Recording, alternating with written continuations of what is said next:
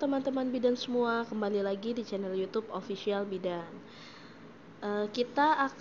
Hari ini kita akan bahas soal-soal lanjutan dari video sebelumnya ya teman-teman, yaitu tentang perdarahan antepartum. Yang video sebelumnya kita perdarahan antepartum bagian plasenta previa.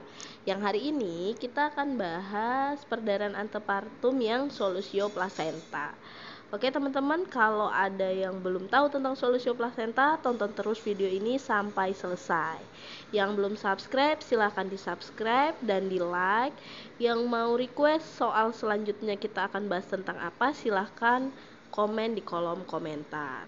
Oke, langsung aja kita bahas soal nomor 1. Ibu hamil anak ketiga, usia kehamilan 36 minggu.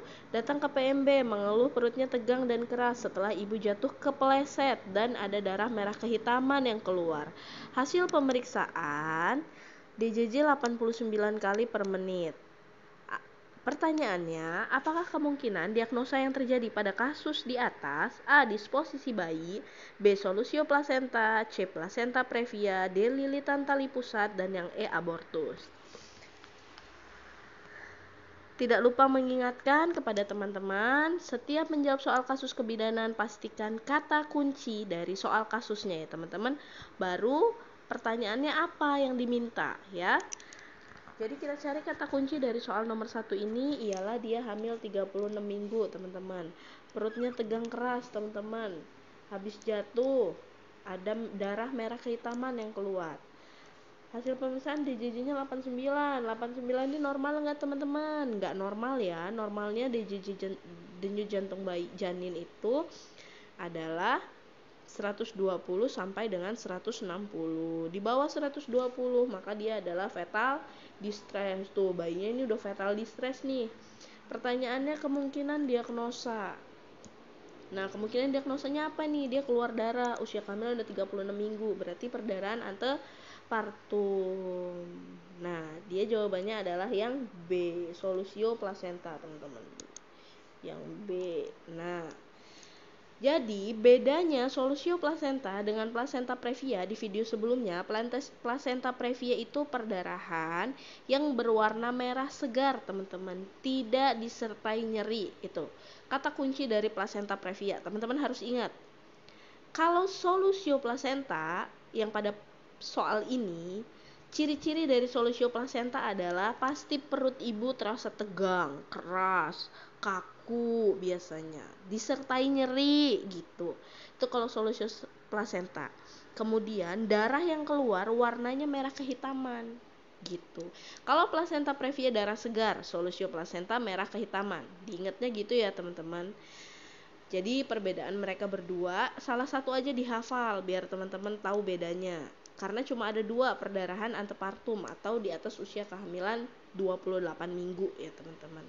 Biasanya kalau solusio plasenta itu teman-teman, resikonya itu adalah ke bayinya teman-teman. Kalau plasenta previa itu resikonya ke ibunya teman-teman. Kalau solusio plasenta itu biasanya ada riwayat jatuh atau riwayat trauma seperti di soal ini nih, riwayat jatuh. Tapi kalau plasenta previa itu nggak ada riwayat apapun teman-teman, tiba-tiba perdarahan gitu. Nah kalau solusio plasenta biasanya ada dia jatuh, kepleset atau apalah yang keluar merah kehitaman. Paham ya teman-teman bedain antara solusio plasenta dengan plasenta previa. Kita lanjut ke soal nomor 2. Nyonya L, G5P2A2, usia 34 tahun, hamil, usia 29 minggu. Datang ke UGD rumah sakit dengan keluhan keluar darah dari kemaluannya warnanya kehitaman. Perutnya sakit sekali dan terabak keras, serta ibu merasa gerakan janinnya tidak ada. Hasil pemeriksaan DJJ negatif, palpasi perut teraba sangat keras.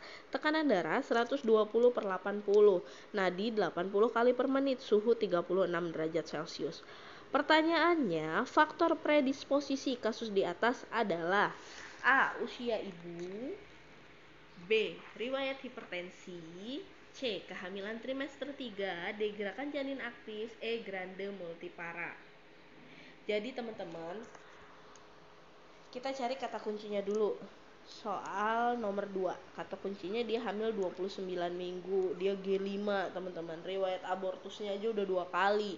Ini setting tempatnya ada di UGD rumah sakit. keluar darah, dia warnanya hitam, perutnya sakit, berarti solusio ya teman-teman, solusio plasenta. Diagnosa solusio plasenta. Gerakan janinnya tidak ada. Pertanyaannya faktor predisposisi teman-teman, bukan diagnosa pertanyaannya. Diagnosanya solusio plasenta. Jadi faktor predisposisi itu apa? Faktor predisposisi itu faktor yang mempengaruhi atau memicu terjadinya kasus ini. Jadi faktor yang memicu terjadinya solusio plasenta dengan riwayat ibu yang seperti ini tuh apa gitu pertanyaan dari soal ini. Jadi apa teman-teman? Usia ibu masih bagus teman-teman, 34 tahun. Yang nggak boleh itu di atas 35 atau di bawah 20 tahun ya kan teman-teman. Riwayat hipertensi, di sini tensinya normal. Kehamilan trimester 3, ya memang kehamilan trimester 3, tapi kan kehamilan trimester 3 nggak jadi masalah gitu kan. Kemudian yang D, gerakan janin aktif, padahal di sini gerakan janin tidak ada, tidak sesuai dengan di soal kasusnya. Yang E, grande multipara. Berarti jawabannya yang E, dia benar grande multipara karena dia G5, P2 dan A2. Paham ya teman-teman? Kita lanjut ke soal nomor 3. Nyonya L, G5, P2, A2, usia 34 tahun, hamil usia 29 minggu. Sama ya, soalnya sama yang kayak di kasus nomor 2. Datang ke UGD rumah sakit dengan keluhan keluar darah dari kemaluannya, warnanya kehitaman, dan perutnya sakit sekali.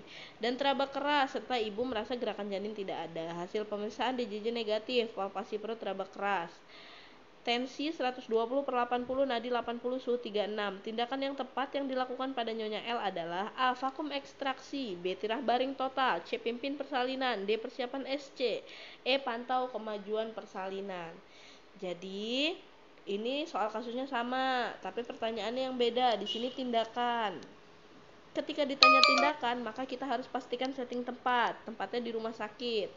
Ya, sama ya, ini tadi teman-teman kata kuncinya, keluar darah, kehitaman, perutnya sakit, DJJ tidak ada, perutnya teraba keras. Nah, ketika kita ketemu kasus solusio plasenta, itu adalah asuhan yang kita berikan atau tindakan yang tepat yang harus kita berikan ketika kita settingnya itu di PMB ataupun di klinik, sama seperti plasenta ya teman-teman, plasenta previa. Ketika setting tempatnya itu adalah di PMB klinik, maka kita akan lakukan stabilisasi keadaan umum ibunya dulu. Pastikan ibunya bernafas ya. Kemudian setelah stabilisasi keadaan umum itu pastikan nafasnya, cairannya gitu teman-teman. Jadi biar bisa dikasih oksigen. Kalau solusi plasenta kan bisa dikasih oksigen, bisa diinfus gitu. Terus kita lakukan rujukan. Nah, kalau setting tempatnya adalah rumah sakit, maka yang tepat adalah vakum ekstraksi. Nggak mungkin buru-buru langsung vakum. Dia loh masih 29 minggu ya kan. Kemudian yang B, tirah baring. Ngapain tirah baring? Loh, DJJ-nya ini udah nggak ada loh gitu. Apa yang harus kita lakuin nih? DJJ udah nggak ada. Pimpin persalinan, belum bisa dong karena masih 29 minggu. Dia belum ada tanda-tanda, gimana mau kita pimpin ya kan? Belum ada kontraksi segala macem. Tapi gerakan janinnya nggak ada nih gitu. Nah, kemudian persiapan SC. Nggak mungkin teman-teman persiapan SC. Jadi jawabannya adalah yang E, pantau kemajuan persalinan. Karena kalau solusio plasenta ini persalinan harus dicapai dalam waktu 6 jam teman-teman. Biasanya dilakukan induksi dulu. Sebelum kita pantau kemajuan persalinan, kita lakukan induksi dulu. Jadi persalinan bisa kita pastikan secara pervaginam. Kecuali setelah kita lakukan induksi nih, ternyata pembukaannya tidak maju-maju. Jadi tidak mencapai kemajuan persalinan, maka kita akhiri baru dengan SC. Jadi SC yang D ini adalah pilihan terakhir. Jadi kita adalah pantau kemajuan persalinan. Sebenarnya kalau ada memberikan induksi di option jawabannya, kita pilih induksi dulu teman-teman, baru pantau kemajuan persalinan gitu.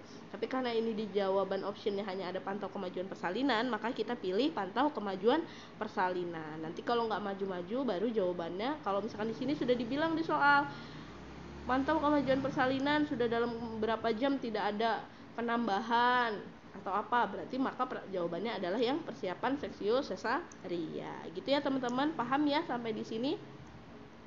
Oke, bye bye, see you, sampai ketemu di video selanjutnya.